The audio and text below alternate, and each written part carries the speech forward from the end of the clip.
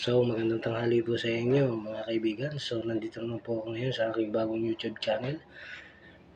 Sana po tangkilikin niyo po ang video ito sapagkat ang video pong ito maghahayag sa inyo ng mga totoong mutya. So, bago ko po ipakita sa inyo ang aking mga mutya, nais ko po munang i-share sa inyo na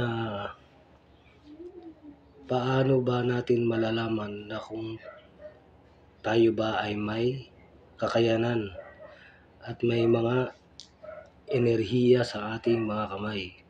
So, yan po ang ating aalamin kung paano nga ba natin malalaman.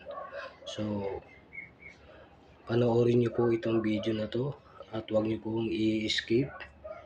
Pwede po kayo mag-comment at kung nagustuhan nyo naman pwede po kayong mag-subscribe, paki-share na rin po at pindutin nyo yung bell para lagi po kayong updated sa aking mga bagong i-upload na video. So, dati na rin po akong nagbi-video ng mga ganito pero nahinto po ako gawa ng busy po ako sa aking trabaho. May trabaho po ako kaya ang video ito pa putol-putol. So,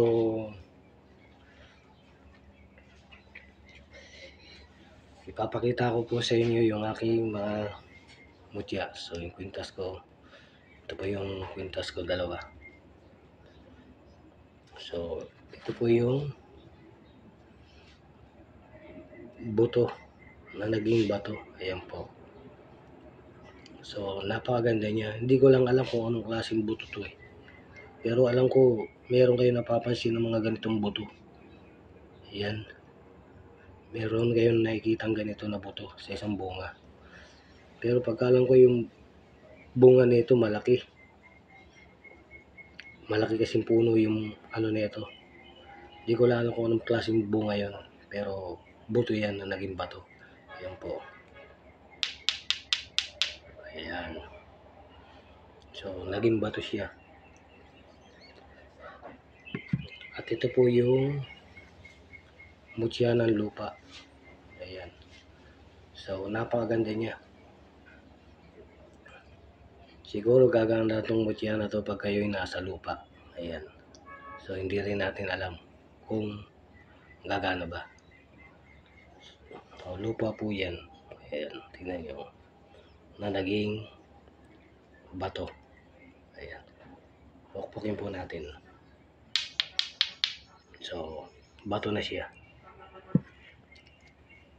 At ito po yung aking mutya ng tubig. Ayan. Mutya siya ng tubig. Napakaganda niyan. Mabilog at palapad. So, ito po yung aking sangod. Yung pangil ng pusa. Hanggang ngayon nasa akin pa. Mabisa ito. Maganda to kapag kayo'y maglalaro ng basketball. Bibilis ang kilos nyo at hindi kayo mapapagod. Ito po'y lagi kong dala pag ako po maglalaro ng basketball. Nagbabasketball po kasi ako Mahilig ako maglaro. Kaya dala ko to. Sa paniniwala ko, lumalakas ako maglaro ng basketball kapag dala-dala ko to. Hindi ako napapagod. At parang ang galawan ko pa rin parang bata pa rin. So, bata pa naman ako. P50 na. Ngayon darating December. Yan po. Yan po yung aking mutya. So, meron po akong nais ipakita sa inyo katulad na sinabi ko sa inyo kanina. Nais ko pong ipakita sa inyo kung ang tao ba talaga ay may isang kakayanan o meron bang enerhiya na. So, atin po yung aalamin. Panoorin niyo po ang video ito. So, ito po ay hindi kalokohan sapagkat alam naman natin na masamang manloko. Nasa inyo na rin po yan kung kayo po ay maniniwala o hindi. Basta ang sa akin lang po igalang niyo po ang video ito. Hindi po ito kalokohan. Pwede naman po kayo mag-comment na may daya. So, pakita ko po sa inyo kung paano ko pagagalawin itong Jolin na to. Isa lang po itong Jolin. Ayan. Kita nyo ha. So, ilalagay po siya rito sa aking daliri. Actually, itong ganitong pamamaraan sinubukan ko na po ito sa ibang tao. Dumayo pa po ako ng Cavite. Merong isang doong antingero. Mahilig rin po siya sa anting-anting. So, nakikita niya kasi meron akong kwintas na suot lagi. So, napansin ko rin meron din siyang mga agimat. Dahil minsan, nagpa-ano rin siya sa akin, nagpa-hinang ng kanyang bala na kinikwintas niya. Ayaw niyang paano sa iba dahil medyo delikado raw. Baka raw hindi kayanin. So, pinasubukan niya sa akin. Ngayon, hininang ko siya. Sabi niya, ba't wala raw epekto sa akin? Yung bala, wala raw bang nangyari sa akin? Sabi niya sa akin gano'n. Sabi ko, wala naman akong naramdaman sa akin katawan kasi hindi ko alam kung bakit. Mula yun parang gusto niya ako laging subukan. Lagi niya ako ikikintuhan din sa mga anting-anting. So, nung nagkainuman kami, sinubukan ko yung ganitong pamaraan para malaman niya na ako po ay meron ng tinataglay. So, sinubukan ko sa kanya to pagalawin. So, nung mapagalaw ko yon, naniwala siya. At gusto niya pang mangyari. Gawin niya na akong master. Gusto niya maging master niya na ako. Turuan ko raw siya. Dahil hindi kakaiba kasi yung ginawa ko sa kanya na ipinaramdam ko sa kanya. So, yung ginawa ko sa kanya, ganito po yun. Ayan po. Inilagay ko yung Jolin dyan sa kanyang kamay. Paganyan. Sa kanyang kamay hindi po sa akin. Tapos po, pinagalaw ko yan. Pero sabi ko sa kanya, huwag mong gagalawin. Subukan mong pigiling gumalaw para malaman natin kung meron ba talaga. So, ginawa niya yun. Kaya ginawa ko, sinubukan ko. Katulad ng ganito. So, medyo may katagalan to kasi enerhiya nga ang padadaluin ko dyan Hindi ko to aangatin itong daliri ko. Kapag inangat ko yan, sorry. Kapag inangat ko yan ng ganon, yan. Natural, babaksak yan, diretso doon. Ulitin natin Ayan. Ganyan. So, hindi siya bumabaksak ng ganyan. Siyempre, pag giniko mo ng ganon yan, makikita nyo naman bumabali. Ayan, gagalaw yan, ganon. So, hindi po natin gaganunin. Ulitin natin ibabali natin, i-ano natin ganon. Ayan. So, gumalaw siyang ganon. Pag sobra naman lakas ng galaw nyo, binigla nyo, automatic diretso yan doon. So, ating pong gagalawin pagagalawin siya na hindi natin gagalawin yung ating kamay. Tatapatan lang natin siya ng ating kamay, ganyan. So, medyo matagal to. Ayun, nakita nyo gumalaw. Ulitin po natin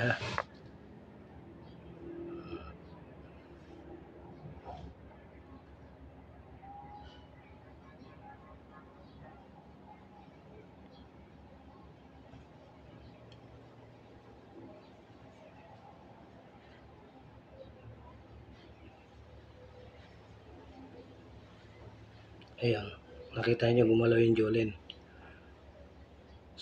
So, ulitin po natin ulit.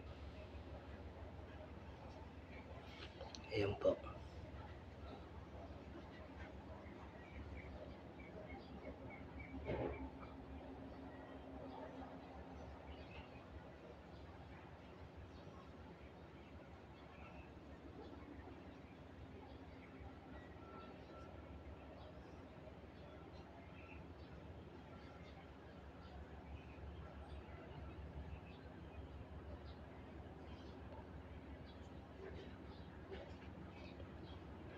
So medyo umaano na siya kay, so hindi na kaya.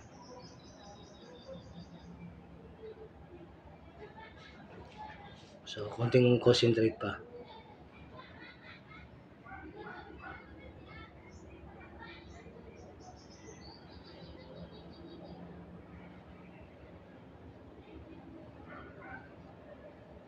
So yun, kita niya gumalaw yung Jolin. So nandiyan na siya. So yun po yung ginawa ko sa kasamahan ko sa Cavite, nung nagtrabaho ko sa Cavite. So naniwala siya sa akin, gusto niya akong, tinatawag niya na akong master. So sana po may natutunan po kayo rito sa video kong ito. So pwede niyo pong subukan kung kayo po ay may parang nararamdaman na enerhiya sa inyong kamay, na pag ginaganyan niyo yung inyong kamay, parang may magnet, parang may kontra ng magnet, yung ganyan, ganyan ninyo siya. Parang may pumipigil, may tumitigas pag dinidikit yung ganun. So subukan niyo yung ano na to, yung ang ano ba yun, yung subukan niyo yung ginawa kong ganito para malaman niyo at bago kayo mag-comment sa akin. So sana po may natutunan po kayo sa akin. So hanggang doon lang po. So umarap na po ako sa video ngayon kasi sa mga video ko po hindi ako ganong maharap kasi hindi kasi ako kagwapuan, lalo na alam niyo naman, pero macho ako, magsi-50 na ako, pero malakas pa rin ang katawan ko dahil sa paniniwala ako na hindi ako nagkakasakit. Papasalamat ako sa ating amang Diyos sa langit dahil hindi niya ako pinababayaan at lagi akong nagdarasal para sa Kanya araw at gabi. Laging nasa isip ko ang ating Ama na siyang may likha sa atin, na siyang mas malakas at mas makapangyarihan. Kaya wala pong mas makapangyarihan sa kanila, sa ating Ama. Siya lang ang lumikha sa atin. Itong mga na ano kong karunungan yan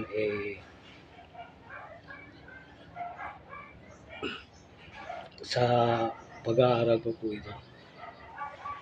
Tulad na lang po nung isa kong video na pinagalaw ko pinaikot ko yung kwintas ko. So marami na rin pong gumagaya nyo. Siguro alam na rin nila na bakit napapaikot nila yung kanilang mga kwintas. Parang ganito po. Pwede naman po ninyo subukan. Marami na rin po nasubok na ito. Pero yung una siguro hindi sila maniwala.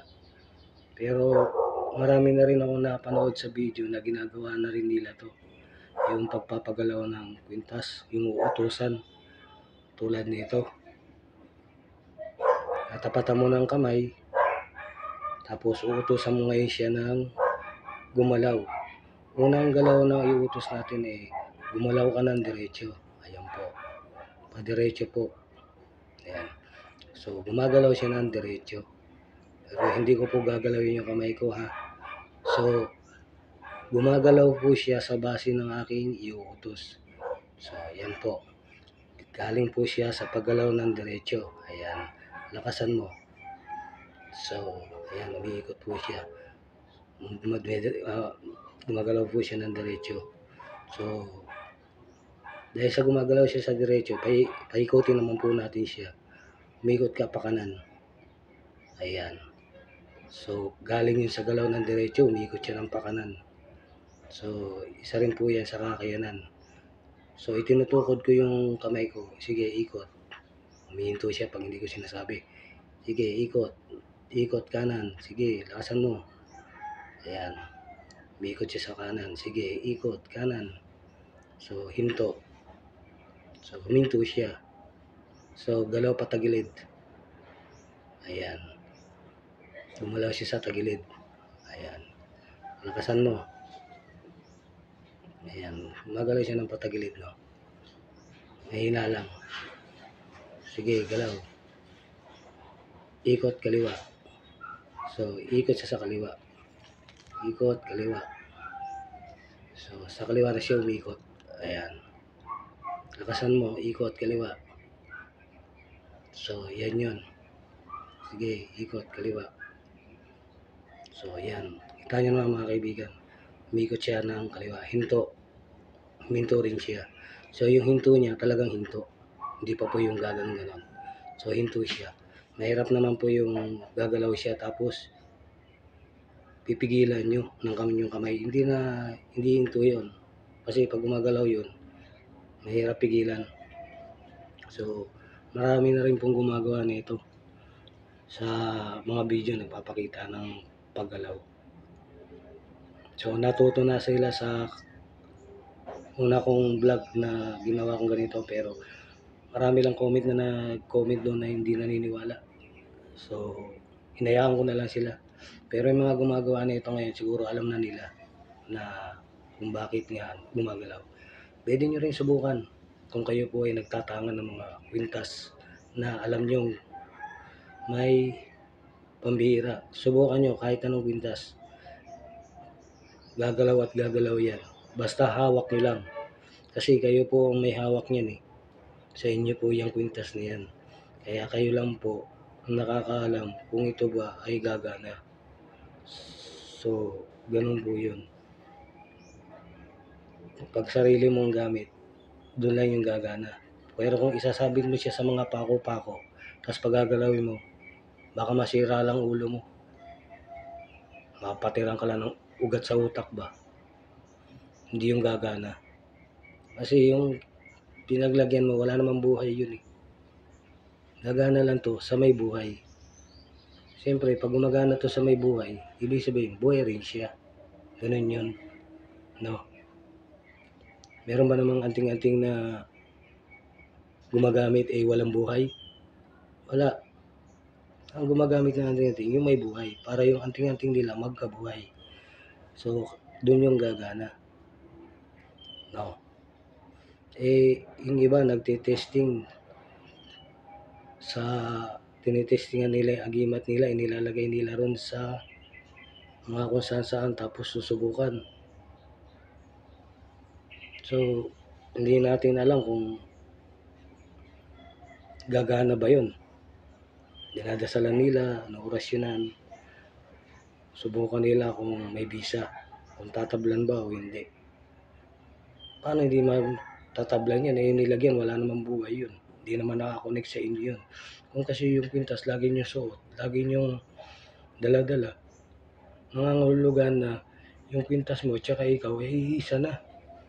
Nakakonect na sa iyo yan eh. Kaya nga agimat eh. Hindi mo pwedeng iiwan. Lagi kayong magkasama. Ganun yun.